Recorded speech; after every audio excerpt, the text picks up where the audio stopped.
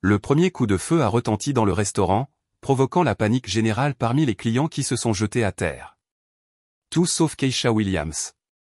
La serveuse de 28 ans a continué calmement à ranger la vaisselle sale sur son plateau, comme si les balles qui sifflaient à côté de sa tête n'étaient qu'un désagrément de plus dans sa journée. 3 hommes masqués ont crié des ordres contradictoires tout en pointant leurs armes sur les clients terrifiés du Tony Est Dîner. Un petit restaurant routier qui servait les camionneurs et les voyageurs depuis plus de 3 ans. Tout le monde par terre.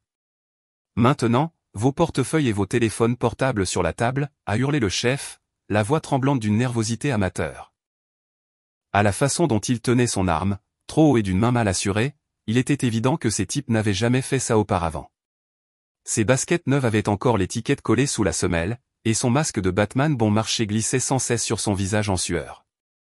Le général Marcus Thompson, vétéran de l'armée américaine depuis 30 ans, observait cette scène surréaliste depuis sa table dans un coin. Il avait connu les combats en Afghanistan, les opérations de sauvetage en Irak, des situations où des soldats entraînés s'effondraient sous la pression, mais il n'avait jamais rien vu de tel. Alors que des hommes d'affaires en costume coûteux pleuraient comme des enfants et suppliaient pour leur vie, cette jeune femme noire restait immobile comme une statue de bronze. Tony Marcelli, le propriétaire italien de l'établissement, rampait derrière le comptoir pour atteindre le bouton d'alarme silencieuse. Ses grosses mains tremblaient de manière incontrôlable tandis qu'il faisait tomber des serviettes sur le sol. Sa femme, Donna Rosa, priait le rosaire à voix basse, recroquevillée sous la caisse enregistreuse, ses larmes tombant sur les billets de $20 éparpillés sur le sol. À la table près de la fenêtre, une famille de touristes du Midwest serrait dans ses bras ses jeunes enfants qui pleuraient trop fort pour la situation. Le père, un cadre dans une compagnie d'assurance de l'Iowa, murmurait des promesses désespérées tout en protégeant sa femme de son corps. Tout ira bien, répétait-il comme une litanie, plus pour lui-même que pour sa famille. Keisha avait grandi dans les quartiers les plus dangereux de Détroit, où les coups de feu étaient la bande sonore des dîners en famille. À 16 ans, elle avait vu son frère aîné se faire exécuter devant leur porte pour une dette de drogue qui n'était même pas la sienne. 5 balles dans la poitrine, tandis qu'elle regardait depuis la fenêtre du 2e étage, incapable de crier ou de bouger. À 19 ans, elle avait échappé à un ravisseur qui l'avait tenue en otage pendant 3 heures dans un sous-sol abandonné, le convainquant que personne ne paierait de rançon pour elle jusqu'à ce qu'il se désintéresse et s'en aille. À 22 ans, elle a sauvé 5 enfants d'un incendie criminel dans son immeuble, les portant chacun sur son dos dans les escaliers alors que les flammes envahissaient les étages supérieurs. Les pompiers l'ont trouvée assise sur le trottoir en train de confectionner des bandages de fortune avec des morceaux de son propre t-shirt pour soigner les blessures des enfants. Lorsqu'on lui a demandé comment elle avait pu rester calme, elle a simplement répondu « La panique tue. Réfléchir sauve la vie ». Pour elle, le danger n'était pas une situation d'urgence, c'était juste un mardi comme les autres. « Et toi, la fille noire là-bas, tu es sourde » cria le 2e agresseur, un jeune homme maigre qui ne devait pas avoir plus de 20 ans. Son masque de Joker était mal ajusté et glissait constamment sur son visage en sueur. Le pistolet qu'il tenait dans ses mains tremblait tellement qu'il était miraculeux qu'il ne se soit pas encore déclenché accidentellement. Keisha finit par se retourner avec la même aisance que quelqu'un qui termine une journée de travail normale. Elle plia soigneusement le torchon qu'elle tenait et le posa sur le comptoir, chaque mouvement étant délibéré et contrôlé. C'est alors que le général remarqua quelque chose d'extraordinaire. Ses yeux ne montraient aucune trace de peur. Au contraire, il y avait là quelque chose qu'il reconnaissait, le calme mortel de quelqu'un qui avait affronté des tempêtes bien pires et qui avait survécu pour raconter son histoire. « Excusez-moi, c'est à moi que vous parliez » demanda Keisha d'une voix aussi sereine que si elle demandait si quelqu'un voulait encore du café. Elle inclina même légèrement la tête, comme une enseignante patiente attendant qu'un élève reformule sa question. Le 3e agresseur, le plus grand du groupe, rit nerveusement. « Quelle folle ! Elle doit être en état de choc. » Il agita son arme dans sa direction, mais ses mouvements étaient hésitants, comme si son calme inhabituel le mettait profondément mal à l'aise. Son instinct de survie lui disait que quelque chose n'allait vraiment pas dans cette scène. Mais le général Thompson connaissait le choc, et ce n'était certainement pas un choc. Au cours de ses années de service, il avait appris à reconnaître les signes, mains tremblantes, respiration irrégulière, regard vague, transpiration excessive. Keisha ne présentait aucun de ces symptômes. C'était tout autre chose. C'était la posture de quelqu'un qui calculait, évaluait, attendait le bon moment pour agir. À la table voisine, la famille Henderson, de riches touristes de la banlieue du Connecticut, observaient la scène avec horreur et un soupçon de racisme à peine dissimulé. Elle doit être habituée à ce genre de choses, murmura Madame Henderson à son mari en ajustant son collier de perles de luxe tout en se recroquevillant derrière sa chaise. Ces gens ont grandi avec ça, non? Ils doivent avoir une sorte de résistance naturelle à la violence. Monsieur Henderson acquiesça, comme si la pauvreté et la violence étaient des synonymes naturels dans la vie de personnes comme Keisha. Il ne se doutait pas que cette simple serveuse était diplômée avec mention en psychologie de l'université Wayne State, parlait couramment 3 langues et ne travaillait là que pour économiser suffisamment d'argent afin d'ouvrir son propre cabinet de thérapie communautaire. Ils ignoraient également que Keisha avait remarqué quelque chose que personne d'autre n'avait vu. Le premier agresseur vérifiait son téléphone portable toutes les quelques secondes. Le deuxième gardait sa main libre près de la sortie arrière à tout moment. Et le troisième, censé être le plus calme, avait une tache humide sous le bras de son t-shirt. Ce sont des signes que toute personne, ayant déjà vécu des situations de vie ou de mort, reconnaîtrait immédiatement. « Écoute-moi bien, princesse », grogna le chef en s'approchant dangereusement de Keisha. « Donne-moi ton pourboire de la soirée et fais exactement ce que... » C'est alors que quelque chose d'extraordinaire se produisit. Keisha sourit. Ce n'était pas un sourire de peur ou de soumission, mais le genre de sourire qui apparaît sur le visage de quelqu'un qui connaît un secret trop puissant pour être révélé avant que le moment ne soit venu. Le général Thompson sentit un frisson lui parcourir l'échine. Il avait vu ce même sourire sur le visage de soldats chevronnés quelques instants avant qu'il ne renverse complètement la situation. Ce que personne ne savait, c'est que Keisha Williams n'était pas une simple serveuse. Derrière son apparence simple, elle cachait des secrets qui allaient transformer cette nuit de terreur en un événement que personne n'oublierait jamais.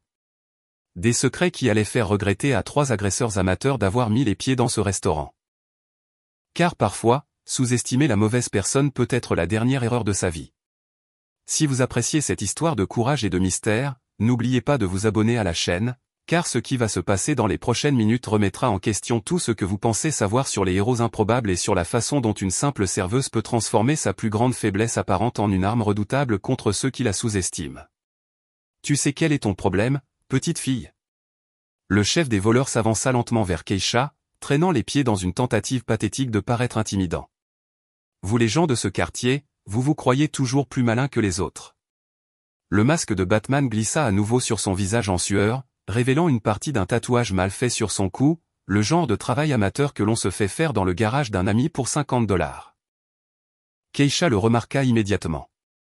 C'était le tatouage d'un gang local de Détroit, les mêmes symboles qu'elle avait appris à reconnaître dans les rues où elle avait grandi. Tu dois penser que c'est une blague, n'est-ce pas, continua-t-il en pointant son arme directement sur son visage. Que tu peux rester là, l'air supérieur à nous regarder comme si on était des idiots. Le général Thompson observait le drame qui se déroulait avec fascination. En 30 ans de service militaire, il avait appris à lire les gens sous pression, et quelque chose d'extraordinaire était en train de se passer ici. Keisha n'était pas seulement calme.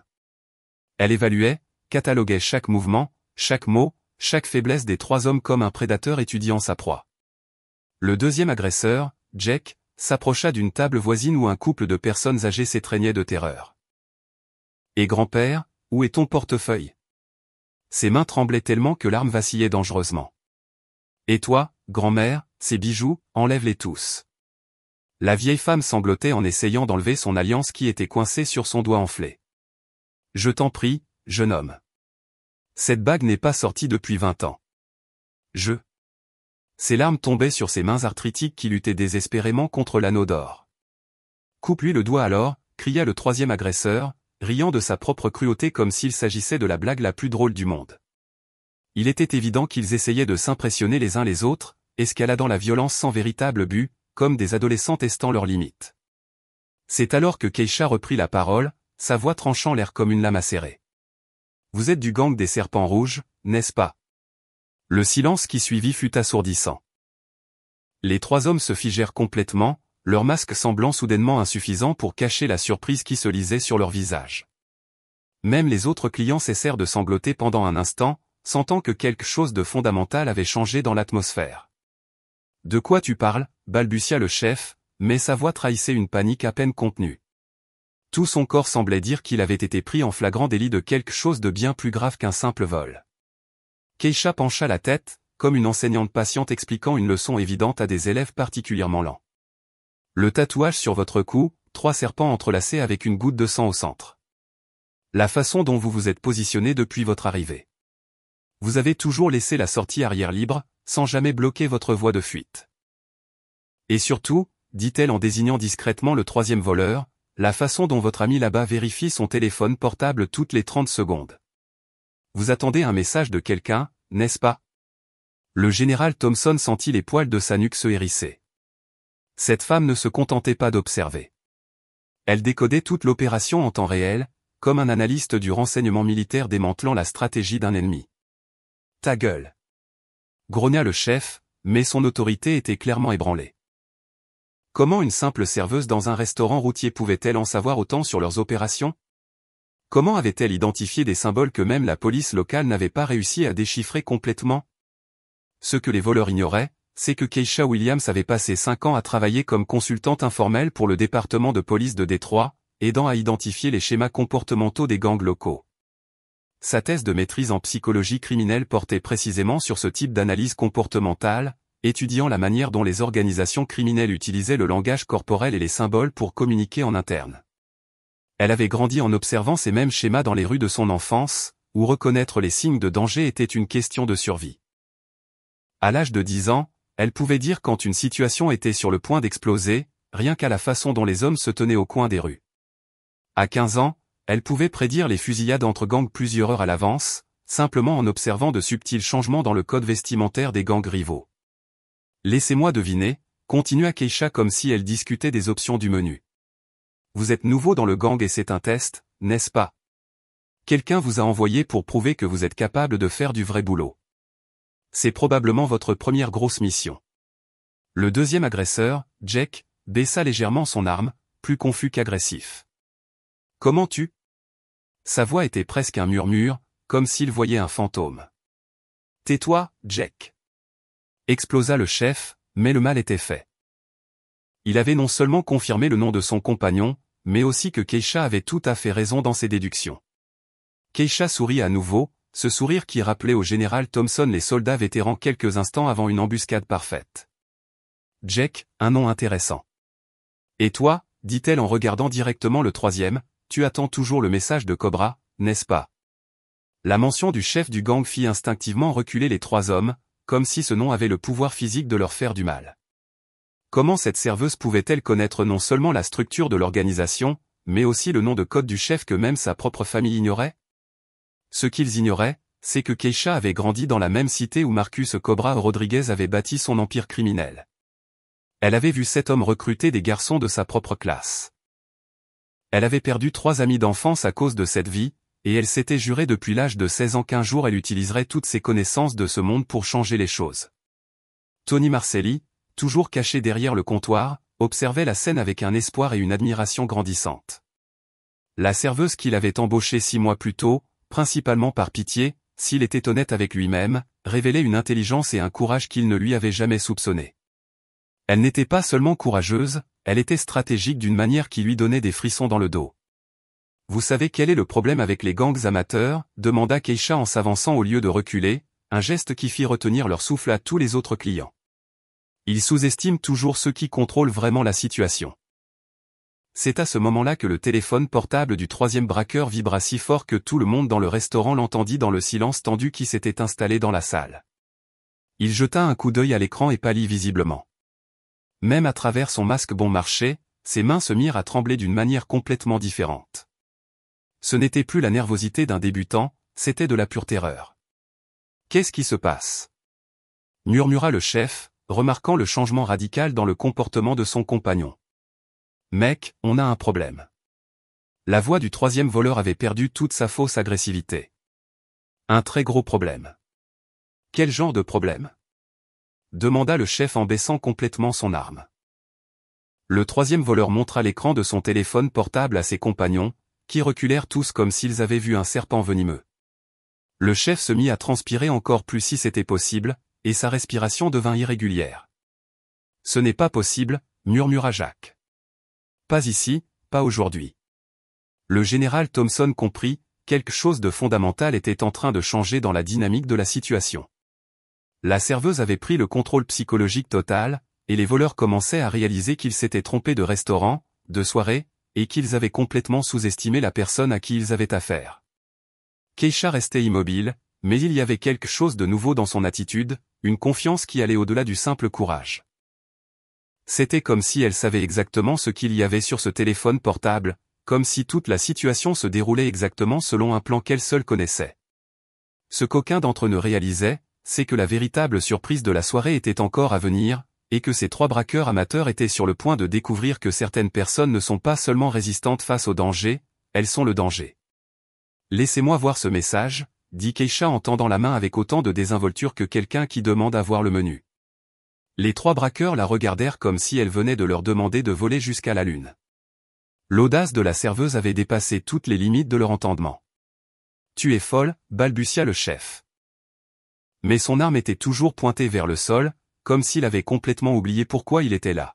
« Non, je suis pragmatique », répondit Keisha en faisant un pas en avant.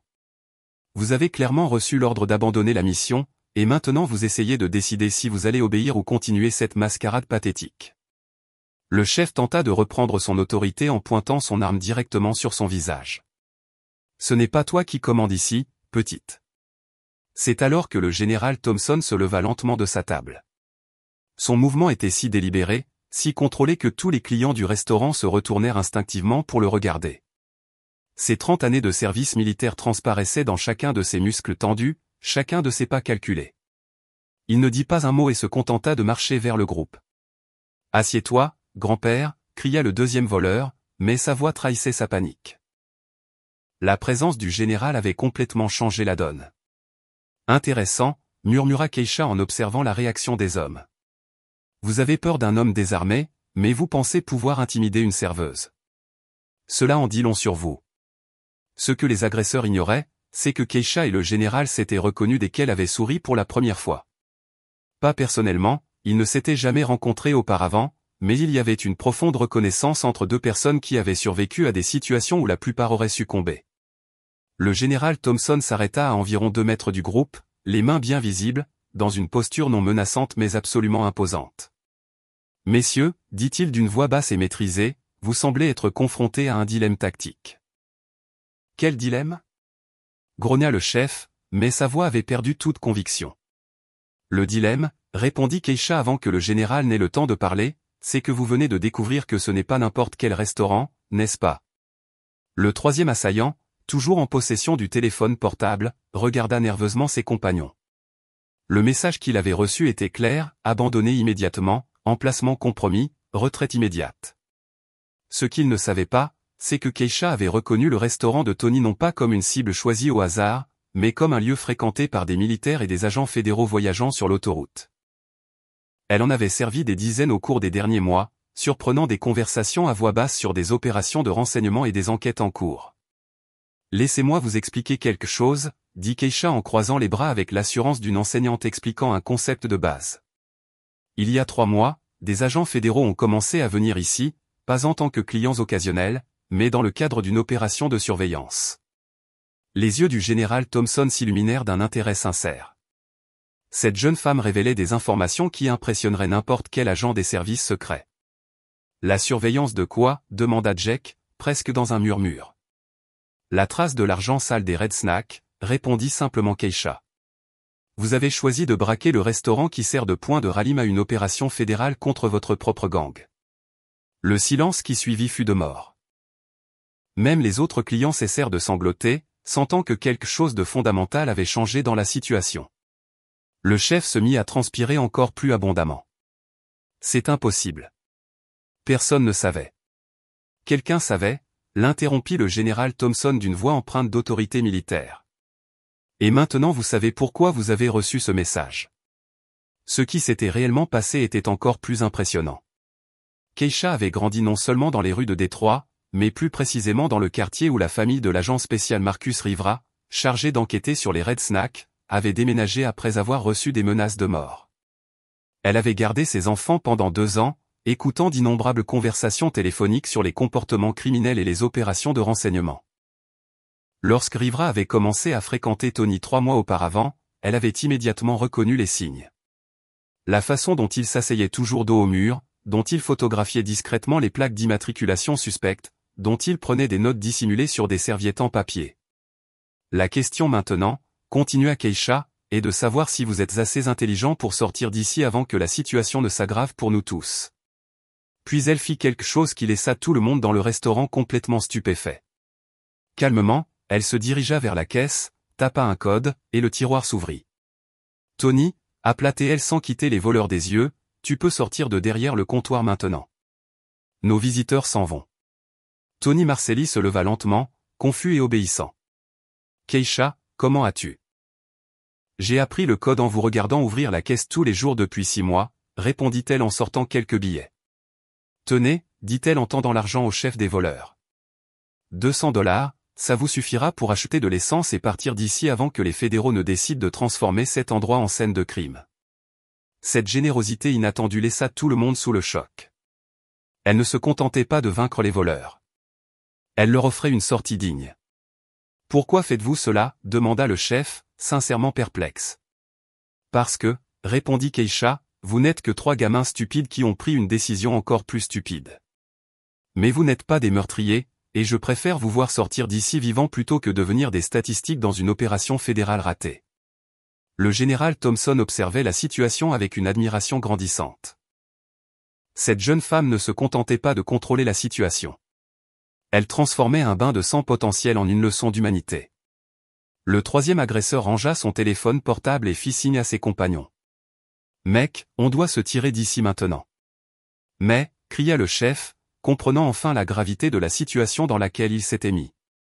Alors qu'il se dirigeait vers la sortie, le chef s'arrêta et se tourna vers Keisha. « Comment saviez-vous tout cela ?» Elle sourit à nouveau, ce même sourire qui avait déconcerté le général dès le début. Parce que parfois, quand on grandit en survivant dans des endroits où la plupart des gens mouraient, on apprend à lire des signes dont les autres ignorent même l'existence. Alors que les 3 hommes disparaissaient dans la nuit, ne laissant derrière eux que l'écho de leurs pas précipités, tout le monde dans le restaurant resta dans un silence absolu, essayant de comprendre ce dont ils venaient d'être témoins. Mais la véritable surprise de la nuit était encore à venir, car aucun des présents n'imaginait que cette démonstration d'intelligence et de compassion avait été observée par quelqu'un qui allait complètement changer le destin de Keisha Williams. 30 secondes après la disparition des agresseurs dans la nuit, le téléphone portable de Keisha vibra, annonçant l'arrivée d'un message qu'elle attendait depuis des semaines. Phase terminée avec succès. Les Red Snacks ont mordu à l'hameçon. Lancement de la phase 2 de l'opération. Le général Thompson observait chacun des gestes de Keisha tandis qu'elle tapait calmement sa réponse. Suspect neutralisé sans violence. Emplacement confirmé pour l'interception sur l'autoroute. C'est alors que toutes les pièces du puzzle commencèrent à s'assembler dans l'esprit du soldat chevronné. Cette jeune femme n'avait pas seulement contrôlé un braquage, elle avait orchestré une opération de renseignement avec la précision d'un stratège aguerri. Agent Rivera, dit Keisha à voix haute, sans s'adresser à personne en particulier. Vous pouvez lever la surveillance. Les oiseaux se sont envolés droit dans la cage. Une voix provenant d'un petit appareil discrètement fixé à son bureau répondit, confirmé, agent Williams. Les équipes tactiques et d'interception sont en position.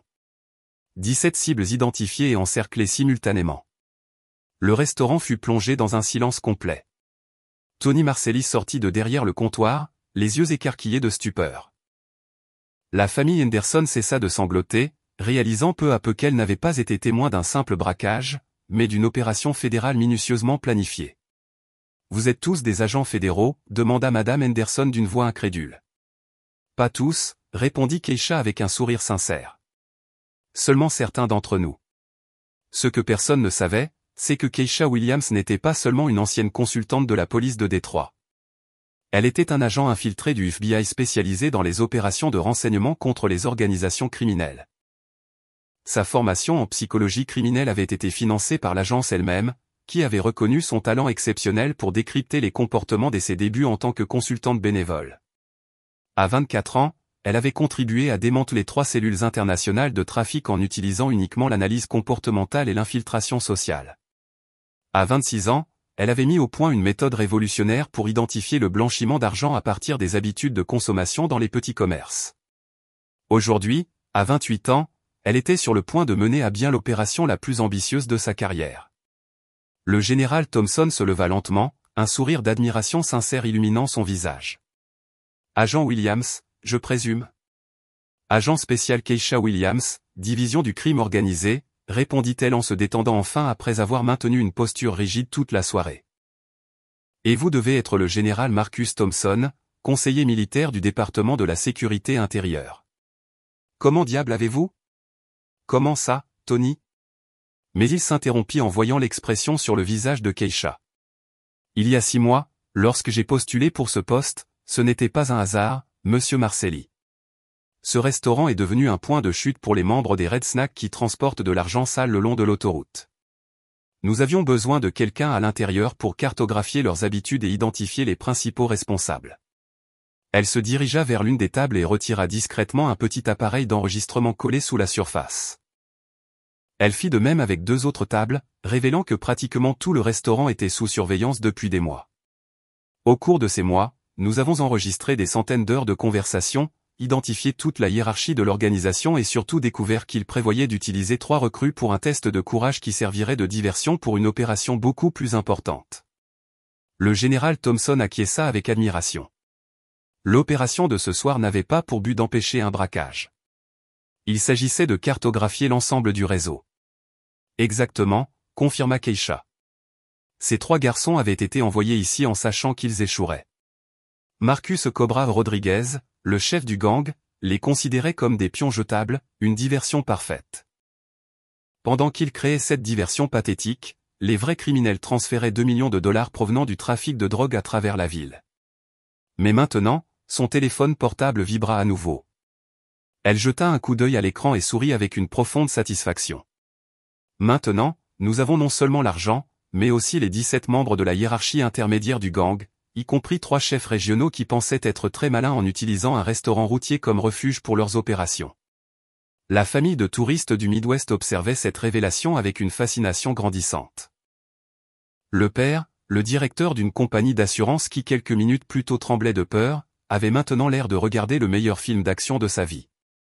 « Mais comment saviez-vous qu'il viendrait précisément aujourd'hui » demanda Jack Henderson, le fils adolescent de la famille, visiblement impressionné.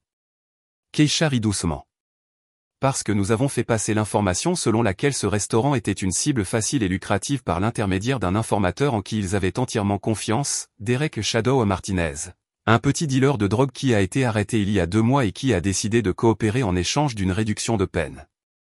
Nous avons manipulé toute la situation depuis le début. Elle omit de mentionner que Derek était son informateur depuis près d'1 an avant d'être officiellement arrêté. Son arrestation avait également été mise en scène afin de lui assurer une crédibilité totale au sein de l'organisation. Puis elle regarda directement le général Thompson. En fait, général, votre présence ici aujourd'hui n'était pas non plus une coïncidence. Le vétéran militaire haussa un sourcil. Ah bon? Le FBI développe actuellement un nouveau programme de formation à l'analyse comportementale dans les situations de crise. Nous avons besoin d'un consultant militaire expérimenté qui maîtrise à la fois la stratégie et la psychologie sous pression. Votre nom a été suggéré par le Pentagone comme étant la personne la plus qualifiée pour diriger ce projet. Le général Thompson éclata d'un rire sincère et chaleureux. J'ai donc été recruté sans le savoir. La meilleure façon d'évaluer quelqu'un, répondit Keisha, c'est de l'observer dans une situation réelle et non simulée. Et je peux dire que vous avez réussi le test haut la main. Votre capacité à analyser la situation, à rester calme et à évaluer les risques correspondait exactement à ce que nous recherchions. Le Tony Est dîner était devenu un arrêt obligatoire pour les agents en formation. Tony Marcelli, désormais officiellement engagé comme consultant du FBI pour les opérations d'infiltration, accueillait chaque semaine des groupes venus s'initier à l'infiltration dans des établissements commerciaux. Sa femme, Rosa, était devenue la mère de substitution de dizaines de jeunes agents qui avaient besoin d'apprendre à se fondre dans les communautés locales. J'ai reçu une lettre intéressante hier, dit Keisha en prenant une enveloppe sur son bureau. Elle vient des 3 types qui ont braqué le restaurant cette nuit-là. Le général Thompson haussa les sourcils. Jack et les autres. Jack est en 2e semestre de commerce dans un établissement d'enseignement supérieur. Le 2e, Marcus, a trouvé un emploi dans un garage et économise pour créer sa propre entreprise. Et le chef, Deka, travaille comme instructeur dans un programme de prévention de la violence chez les jeunes. La lettre était écrite sur du papier ordinaire, mais les mots étaient forts. Officier Williams, nous n'oublierons jamais que vous nous avez donné une seconde chance alors que vous auriez pu nous livrer à la police. Vous ne nous avez pas considérés comme des criminels, mais comme des enfants perdus qui avaient besoin d'être guidés. Aujourd'hui, chacun d'entre nous construit un avenir meilleur. Merci de nous avoir montré que parfois la plus grande force ne vient pas d'une arme, mais du choix de voir le potentiel des personnes que tout le monde a abandonnées. L'organisation des Red Snake avait été complètement démantelée. Marcus Cobra Rodriguez avait été condamné à 25 ans de prison fédérale sans possibilité de libération conditionnelle. Ses lieutenants avaient reçu des peines similaires. Plus important encore, le vide laissé par le gang n'avait pas été comblé par une autre organisation criminelle, mais par des programmes de développement communautaire pour les jeunes financés par l'argent confisqué lors de l'opération. Vous savez ce que j'ai appris ce soir-là au restaurant, demanda Keisha en rangeant les documents sur son bureau. Que les gens portent deux types de jugement lorsqu'ils vous voient. D'abord, ils décident qui vous êtes en fonction de votre apparence, de votre travail ou de vos origines. Ensuite, ils décident de ce dont vous êtes capable en se basant sur leurs premières impressions erronées. Le général Thompson acquiesça. Et lorsque ces jugements sont fondés sur des préjugés, ils deviennent le plus grand avantage stratégique que vous puissiez avoir, conclut Keisha. Car pendant que vos adversaires vous sous-estiment, vous observez, apprenez et vous préparez à faire exactement ce qu'ils pensent impossible. La famille Henderson était revenue 3 fois au Tony Est dîner depuis cette nuit-là. Lors de leur dernière visite, Madame Henderson avait présenté ses excuses officielles à Tony pour ses propos racistes. Cette nuit-là a changé notre famille, avait-elle admis. Nos enfants savent désormais que les héros peuvent être de toutes les couleurs et exercer toutes les professions, et que les jugements hâtifs vous empêchent de voir la véritable grandeur. Le docteur Rivera, l'agent qui avait coordonné l'opération, avait envoyé un rapport au directeur du FBI soulignant non seulement le succès technique de la mission, mais aussi l'approche humanitaire dont Keisha avait fait preuve sur le terrain. Elle ne se contente pas de neutraliser des criminels, écrivait-il. Elle transforme des situations potentiellement violentes en opportunités de rédemption. Une question, générale, dit Keisha en se levant pour regarder par la fenêtre où Washington bouillonnait de vie. Si quelqu'un vous avait dit il y a 1 an qu'une serveuse dans un restaurant routier allait fondamentalement changer la façon dont le FBI forme ses agents, qu'auriez-vous pensé? Le général Thompson rit de bon cœur. J'aurais probablement douté, et cela aurait été une erreur de ma part. C'est exactement cela. Les plus grandes erreurs stratégiques viennent du fait de sous-estimer les gens sur la base d'apparences superficielles. Les criminels le font, les organisations le font, parfois même les gentils le font. Keisha prit une photo encadrée sur son bureau, une photo d'elle servant du café chez Tony, prise à son insu pendant l'opération. Je garde cette photo pour me rappeler qu'on ne sait jamais qui sert notre café, nettoie notre bureau ou nous sourit poliment pendant qu'on révèle nos pires préjugés. Cette soirée au restaurant avait prouvé quelque chose de fondamental. La véritable force ne vient pas des armes ou de l'autorité, mais de la capacité à voir des opportunités là où les autres ne voient que des problèmes, à rester calme quand les autres paniquent, et à choisir la compassion quand il serait plus facile de choisir la vengeance. Ceux qui avaient douté d'une simple serveuse ont découvert qu'elle était en fait l'une des agents les plus compétentes du bureau. Mais plus encore, ils ont découvert que leurs propres limites de vision les avaient empêchés de reconnaître l'excellence alors qu'elle se trouvait juste devant eux. Car parfois, la personne la plus dangereuse dans une pièce est celle que tout le monde ignore. Et la plus grande vengeance n'est pas de détruire ceux qui vous sous-estiment, mais de réussir à tel point qu'ils passent le reste de leur vie à se demander comment ils ont pu être aussi aveugles. Si cette histoire sur le fait de ne jamais sous-estimer les gens en se basant sur leur apparence vous a touché, abonnez-vous à la chaîne pour découvrir d'autres histoires vraies qui montrent comment le courage, l'intelligence et l'humanité peuvent transformer les situations les plus impossibles en victoires qui inspirent des générations.